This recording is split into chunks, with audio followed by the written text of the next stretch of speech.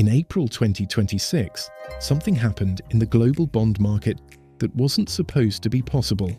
The United States government, the issuer of the world's reserve currency, the borrower the entire global financial system is built around, paid a higher interest rate to borrow money than the World Bank. The World Bank exists to lend to countries that can't borrow on their own. For the first time in 80 years, America was one of them. So how does the world's reserve currency end up paying more than the World Bank? And why has nobody in Washington said anything about it?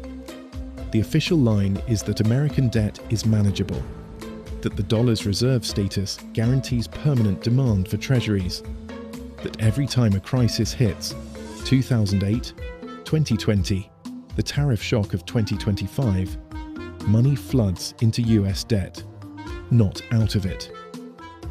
That used to be true. And to understand why it stopped being true, you have to understand what America was really getting paid for all those years. For most of the last century, holding US treasuries came with something nobody really talked about: a bonus, a premium.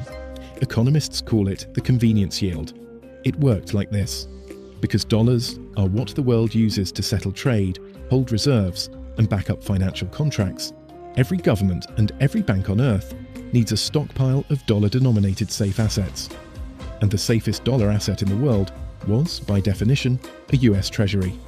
That meant buyers weren't just paying for the interest rate, they were paying a small extra premium just for the privilege of holding the thing. For the United States government, that premium was effectively free money. Every Treasury bond ever issued was sold at a slightly better price than the fundamentals would have justified. Across 80 years and tens of trillions of dollars, that adds up to the largest, longest-running financial subsidy in human history. And in 2026, for the first time, it turned negative. On the 31st of March, 2026, America's own government watchdog, the Government Accountability Office, published a report on federal debt management. It wasn't a think tank pamphlet. It was a formal audit commissioned by Congress, written by career civil servants with full access to Treasury's books. What it found, in plain language, was that the convenience yield on 7 to 20-year Treasuries had turned negative. Investors were no longer paying a premium to hold American debt. They now needed extra compensation just to do it. The subsidy hadn't shrunk. It had reversed.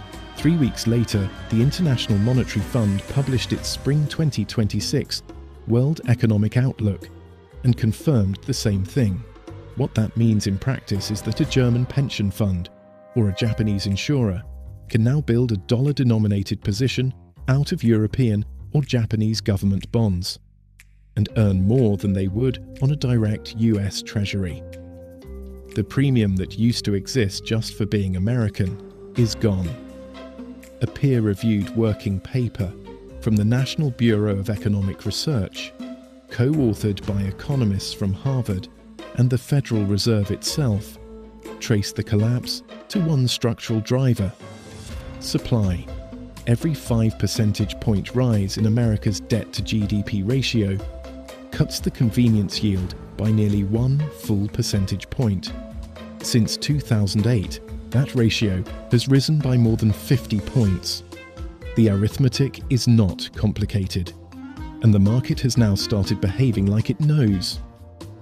For decades, the safe haven property of treasuries was simple. When stocks fell, treasuries rose.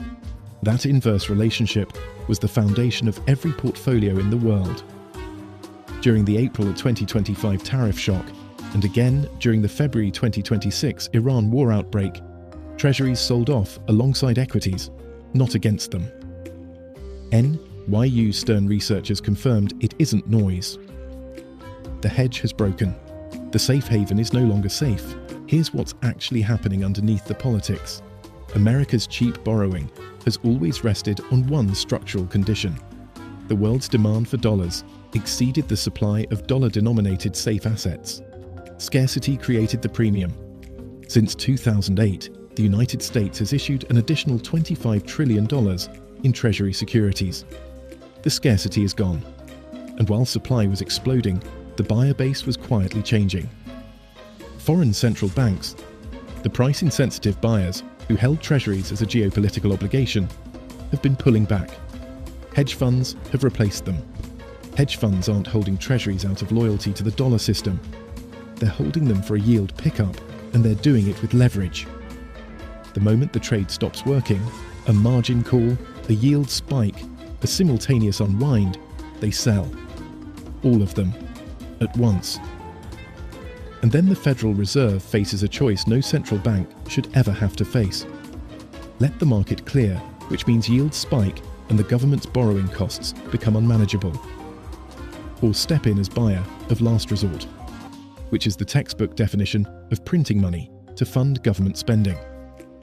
The honest name for that outcome isn't quantitative easing, it's fiscal dominance. So what happens next probably won't be dramatic or immediate. Systems built around a financial subsidy this large don't collapse in a single moment. They erode slowly as the arithmetic eats itself. Higher yields mean higher interest costs. Higher interest costs mean larger deficits. Larger deficits mean more issuance. More issuance means more downward pressure on the premium. The GAO didn't use the words doom loop, but the structural logic is sitting there in their own document, and the cost of a government that ends up monetizing its own debt doesn't fall on the hedge funds. They can reposition in milliseconds. It doesn't fall on the primary dealers, who sit closest to the issuance pipeline. It doesn't fall on Washington, whose budgets are insulated from bond market reality. It falls on the people who hold cash, earn wages, and can't reposition their wealth into hard assets at institutional speed. The central banks already know. They've bought more than 3,000 tons of gold since 2022. Not because they think the dollar will collapse, but because they no longer believe in the premium. They're repositioning quietly, without announcing it, because announcing it would accelerate the very thing they're hedging against. Washington is doing the same thing, just from the other end. For 80 years, the world paid America a premium it never earned and never acknowledged. A silent subsidy, baked into the price of every treasury ever issued. The subsidy is ending. The receipts are public. The silence is institutional.